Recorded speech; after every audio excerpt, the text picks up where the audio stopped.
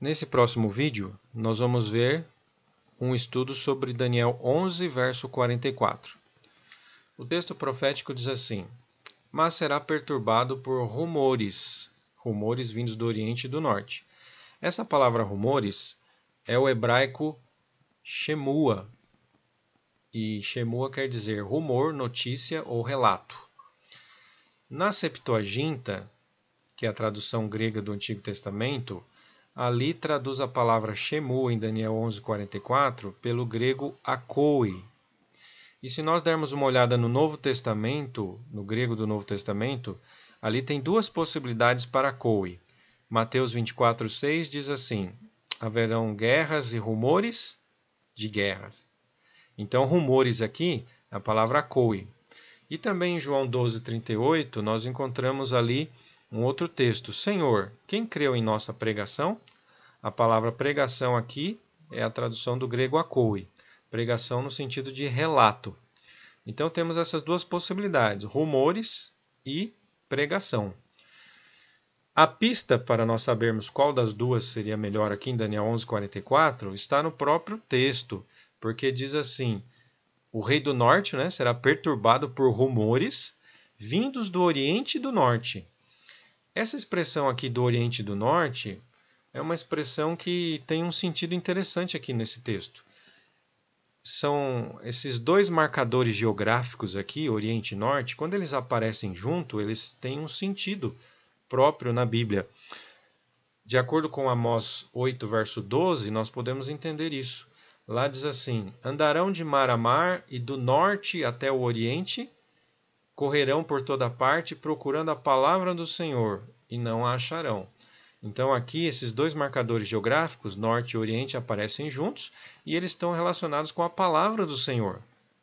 A palavra do Senhor. Então essa é uma grande pista para nós entendermos Daniel 11:44. Aqueles rumores que vêm justamente do norte e do oriente possivelmente têm a ver com a palavra do Senhor. Se nós olharmos para o Apocalipse, lá nós vamos confirmar essa ideia.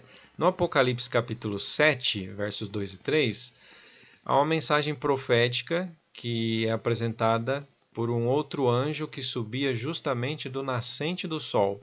Olha aqui, nascente do sol, marcador geográfico do Oriente, tendo o selo do Deus vivo. E a mensagem profética é a seguinte: não danifiquem nem a terra, nem o mar, nem as árvores, até selarmos com um selo a testa do servo de Deus.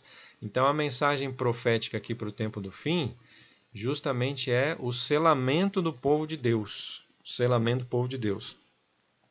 Há dois versos na palavra de Deus, no Antigo Testamento, um aqui em Isaías capítulo 8, que amplia esse assunto do selamento. Aqui diz assim: guarde bem o testemunho e sela a lei entre os meus discípulos. Então, selamento do povo de Deus tem a ver com a lei, a Torá, os 10 mandamentos.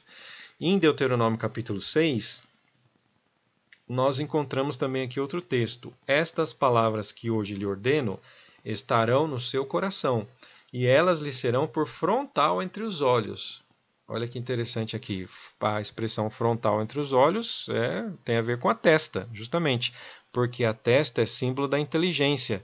É aqui na fronte onde há a parte do nosso cérebro responsável pela inteligência, pela vontade, pela questão moral também, a moralidade. Então é um símbolo próprio aí para o selamento. Então, dentro da Bíblia, o selamento tem a ver com a lei de Deus sendo interiorizada e assimilada de forma inteligente pela nossa mente. Continuando aqui em Daniel 11:44, nós vimos que havia dois marcadores geográficos. Além do Oriente, tem também o Norte. E dentro da Bíblia, o Norte pode ter um sinônimo. Aqui em Isaías 14, verso 13, aqui o texto ele é um texto que tem uma estrutura quiástica, em forma de quiasmo, onde a primeira metade ela é paralela à segunda metade. Então o texto diz assim: subirei ao céu, acima das estrelas exaltarei o meu trono.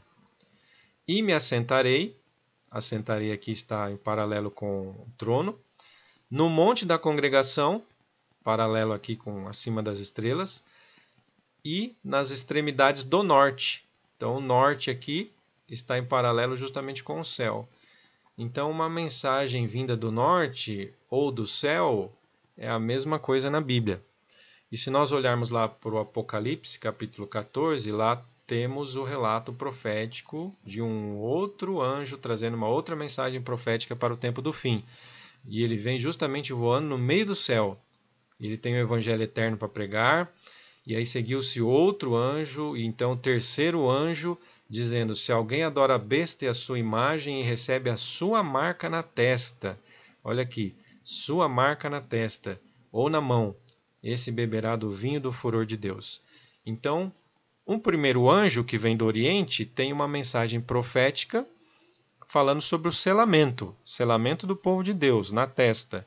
O outro anjo aqui no Apocalipse, que também tem uma mensagem profética, traz uma mensagem de advertência, e ele vem do meio do céu com a mensagem de advertência, falando que quem receber a marca da besta na testa, esse vai beber do vinho do furor de Deus.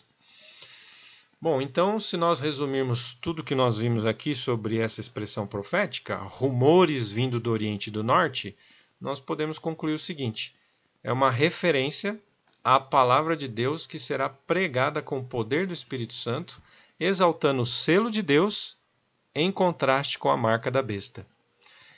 E esta mensagem profética, exaltando o selo de Deus em contraste com a marca da besta, diz aqui o texto de Daniel 11:44, que isso vai produzir no Rei do Norte um grande furor. E ele vai então sair para destruir e exterminar a muitos. Olha aqui, símbolo de perseguição religiosa. Se nós pudéssemos aqui agora fazer um resumo desse aspecto em relação ao que nós já aprendemos em Daniel 11, nos últimos versos, nós poderíamos dizer assim: assim como a luta para retomar as terras lá do Levante dos muçulmanos, lá no passado, chamado de cruzadas, assim como esse evento inspirou também a perseguição aos hereges, que foi a Inquisição, que aconteceu justamente na época das cruzadas ali, logo após, assim também a atual luta contra o terrorismo lá no Levante, contra o Estado Islâmico e movimentos terroristas, assim também essa luta vai inspirar a perseguição religiosa contra aqueles que não aceitarem a marca da besta. Então, olha aqui, é um quadro profético muito interessante. Isso aqui nós conseguimos justamente descobrir estudando Daniel 11, verso 44.